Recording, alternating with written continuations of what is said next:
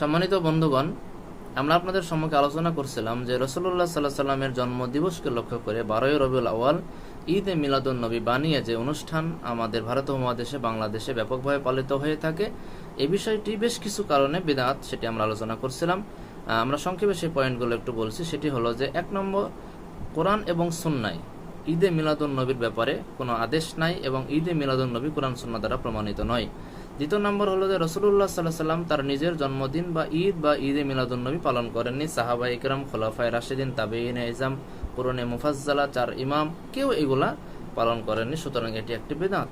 এরপরে 3 নম্বর হলো যে ঈদে মিলাদুন নবী শরীয়তের মধ্যে নব আবিষ্কৃত বিষয়, সুতরাং এটি বিদআত এবং দলালাতের অন্তর্ভুক্ত এবং প্রত্যেকটি বিদআতের ঠিকানা হলো জাহান্নাম।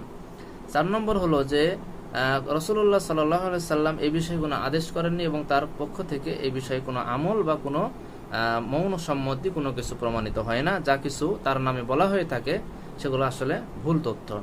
5 নম্বর হলো যে রাসূলুল্লাহ সাল্লাল্লাহু আলাইহি সাল্লামের মাধ্যমে আল্লাহ ইসলামকে পরিপূর্ণ জীবন বিধান হিসাবে আল্লাহ পরিপূর্ণতা দান করেছেন বিদায় হজের দিনে, সুতরাং সেই পরিপূর্ণ দিনে রসুলের মৃত্যুর পরে কোনো কিছু শরীয়ত বানিয়ে নেওয়া এটা অবশ্যই বিদআতের অন্তর্ভুক্ত।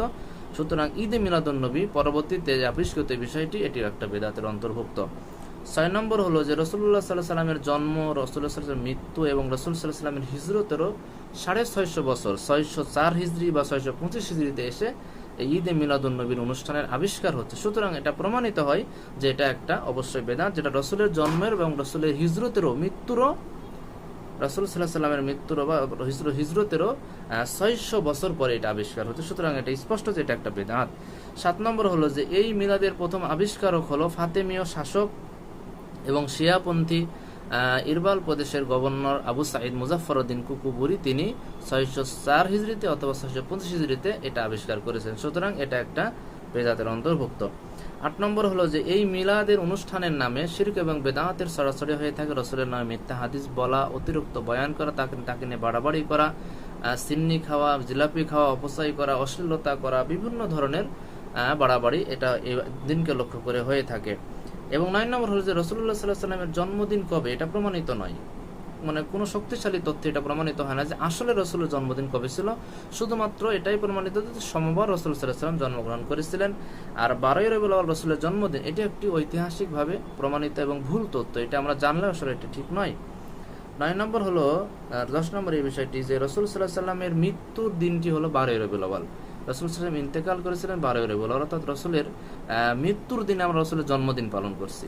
এটা আমাদের একটা বড় ধরনের বিভ্রান্তি, সুতরাং এটা পালন করা আমাদের জন্য সিদ্ধ হবে না।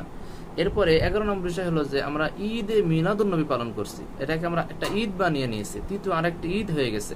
অনেকে বলে যে সকল ঈদের বড় ঈদ ঈদে মিলাদুন নবী, তাহলে এটাকে ঈদ বানিয়ে নিয়েছি। ইসলাম 2টি ঈদ দিয়েছে আর আমরা তৃতীয় আরেকটি ঈদ আমরা তৈরি করে নিয়েছি, এটি ঠিক নয়, এটি অবশ্যই গর্হিত এবং বেদাত। 12 নম্বর বিষয় হলো যে পৃথিবীর সমস্ত গ্রহণযোগ্য ওলামায়ে কেরাম, পূর্বের এবং বর্তমানের সমস্ত ওলামায়ে কেরাম এই মিলাদুন নবীকে বেদাত বলেছেন এবং এটা বেদাতের অন্তর্ভুক্ত। এবং 12 নম্বর হলো যে আরব বিশ্বে মক্কা, মদিনায়, সৌদি আরবে, মসজিদে নববীতে, বাইতুল্লাহতে কোথাও এগুলো পালিত হয় না। শুধুমাত্র আমরা ভক্তির নাম করে রসুলের নামে আমরা এগুলো পালন করছি, যেগুলো বাড়াবাড়ি রসুলের অনুসরণের নামে বা রসুলের ভালোবাসার নামে বাড়াবাড়ি, এটা কখনো আমাদের উচিত নয়। এরপরে 14 নম্বর বিষয় হলো যে রাসূল সাল্লাল্লাহু আলাইহি সাল্লামের মিলাদকে পালন করা হচ্ছে কিন্তু সিরাতকে ধারণ করা হচ্ছে না। রাসূলের মিলাদ অবশ্যই গ্রহণযোগ্য বা আমাদের জন্য খুশির বিষয়, কিন্তু আমরা রাসূলের সিরাতকে পরিত্যাগ করে শুধু মিলাদ নিয়ে বাড়াবাড়ি, এটা কখনো ঠিক হতে পারে না। এবং 15 নম্বর হলো যে রাসূল সাল্লাল্লাহু আলাইহি সাল্লামের জন্মদিন পালন করার মাধ্যম দিয়ে খ্রিস্টানদের সাদৃশ্য করা হয়। খ্রিস্টানেরা তাদের নবী ঈসা আলাইহিস সালামের জন্মদিন 25শে ডিসেম্বর, ক্রিসমাস ডে যারা বলে, সেদিনে তারা পালন করে থাকে। সুতরাং এই সমস্ত বিষয়ে, এই সমস্ত পয়েন্টের আলোকে, 15টি পয়েন্টের আলোকে প্রমাণিত হয় যে সমাজে প্রচলিত ঈদ মিলাদুন নবী এটা সুন্নাহ হতে পারে না, বরং এটা গর্হিত একটি বিদআত।